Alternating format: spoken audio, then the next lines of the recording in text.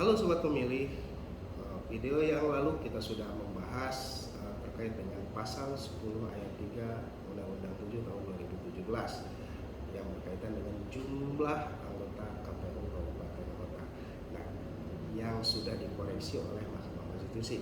Nah, sekarang kita akan bahas pasal 173 ayat 1 yang juga sudah dikoreksi oleh Mahkamah Konstitusi, bahwa pasal 173 ini ayat 1 dan ayat 3, nah ini berkaitan dengan partai politik dan verifikasi partai politik. Nah, pada pasal 173 di dalamnya disebutkan di ayat 1-nya, partai politik peserta pemilu merupakan partai politik yang telah ditetapkan atau lulus verifikasi oleh KPU.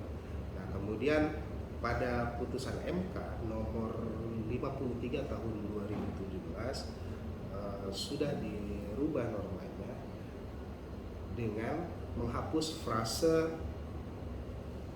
telah ditetapkan. Frase ditetapkan atau garis miring ini dianggap bertentangan dengan Undang-Undang Dasar 1945 oleh Mahkamah Konstitusi dan tidak memiliki kekuatan hukum yang mengikat lagi.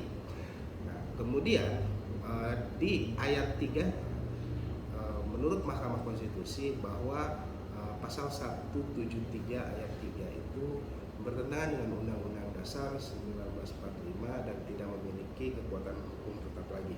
Di mana ayat 3 itu bunyinya, partai politik yang telah lulus verifikasi dengan syarat sebagaimana dimaksud pada ayat 2 tidak diverifikasi ulang dan ditetapkan sebagai partai politik peserta pemilu.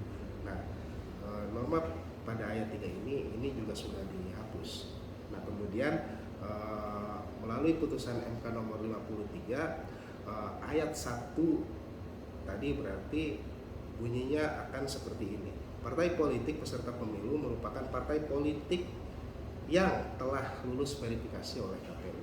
Namun, norma ini pun kembali dikoreksi oleh Mahkamah Konstitusi melalui putusan terbarunya, yaitu putusan MK nomor 55 tahun 2020. Nah, kenapa putusan MK ini akhirnya bisa dikoreksi kembali?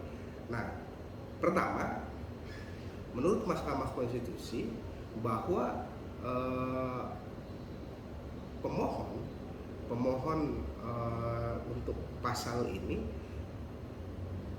memiliki batu uji yang berbeda, sehingga bisa dikabulkan dan diterima oleh Mahkamah Konstitusi walaupun terjadi dissenting opinion atau perbedaan pendapat di antara hakim Mahkamah Konstitusi. Nah, akan tetapi dissenting opinion ini juga akhirnya tidak merubah atau melemahkan putusan MK nomor 55 tahun 2020.